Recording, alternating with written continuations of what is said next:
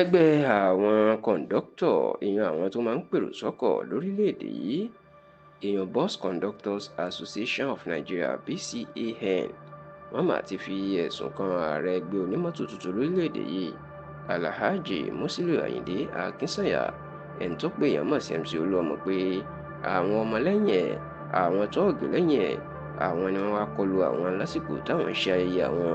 ní olú ilé àwọn oníròyìn ìyẹn Nigerian Union of Journalists Secretariat tó wà lágbègbè Utako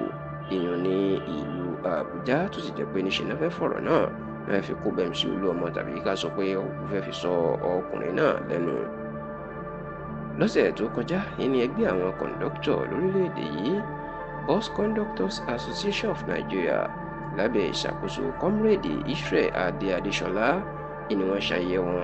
ní gbọ̀ngàn tó jẹ́ tàwọn ẹgbẹ́ oníròyìn Nigerian Union of Journalists tó wà lágbègbè Utako ìyẹn ní ìlú Àbújá. Níbi ayẹyẹ náà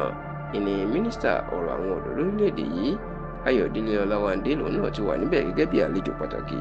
ṣùgbọ́n lásìkò ètò tí wọ́n ń ṣayẹyẹ náà ní kété tí Ayọ̀délé Ọláwándé ìyẹn mínísítà ọ̀rọ̀ àwọn ọ̀dọ́ tó kúrò níbẹ̀ ni wọ́n láwọn tọ́ọ̀gì kan máa ya wọlé. Israel Adéṣọlá tó bá àwọn oníròyìn sọ̀rọ̀ ní àwọn tọ́ọ̀gì náà ọkùnrin kan tó ń jẹ́ Ṣẹ́gun Àlùwáyé ni ló ṣíwájú wọn tó sì ní gbogbo wọn fìlà àti aṣọ tí àwòrán àti orúkọ MC Olúọmọ wà níbẹ̀ ní gbogbo wọn dé ó lè fi hàn pé àwọn ọmọlẹ́yìn MC Olúọmọ ni àwọn ni wọ́n sì wá da ayẹyẹ àwọn rú. Israel Adéṣọlá wá jẹ́ kó di mọ̀ pé níṣe ni ọ̀rọ̀ di bí òkò lọ kí ó yàgò tán da ayẹyẹ àwọn rú tó sì ṣe ọ̀pọ̀lọpọ̀ àwọn ọmọ ẹgbẹ́ léṣe ṣùgbọ́n Israel Adéṣọlá ó jẹ́ kó di mọ̀ pé àwọn ti fọ̀rọ̀ tó àwọn agbófinró náà létí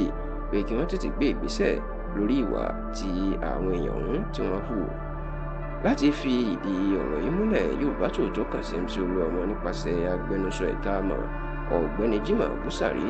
ṣùgbọ́n tí ọkùnrin náà kò fèsì sí àtẹ̀jíṣẹ́ wa dàsìkò tá a ṣàkójọpọ̀ ròyìn yìí.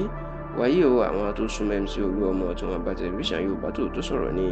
bó tilẹ̀ jẹ́ pé MC Olúọmọ ò tí ì fèsì lórí ọ̀rọ̀ náà ṣùgbọ́n wọ́n ní MC Olúọmọ ò mọ ohunkóhun nípa ẹ̀. Wọ́n ní ẹni tó fẹ́ràn àlàáfíà tí kìí ṣe oníjàgídíjàgan tí kìí ṣe iṣẹ́ àdàlúrú MC Olúọmọ. Wọ́n ní kìí jẹ́ iṣẹ́ àsìkò tó ṣẹ̀ṣẹ̀ di ààrẹ tó jẹ́ pé ìṣọ̀kan àti ìlọsíwájú ẹgbẹ́ ló ń wá ní ó tún wá lọ́ọ́ máa kọlu àwọn kan. Wọ́n ní báwọn kan bá tiẹ̀ wọ aṣọ MC Olúọmọ àti fìlà oníta ló sọ fún wọn pé MC ló rán wọn. Ó ní wọ́n lè máa lo ilé láti fi kó bá MC gan àti láti fi bà á lórúkọ jẹ́ ṣùgbọ́n tó ti jẹ́ kó dì mọ̀ pé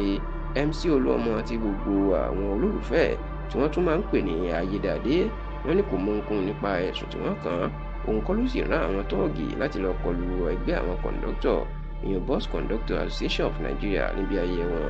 àti pé ó ṣeé ṣe kó jẹ́ pé àwọn ọ̀tẹ̀mísí náà fẹ́ lo ọ̀rọ̀ náà láti fi gbé e wálẹ̀ àti láti fi bà á lórúkọ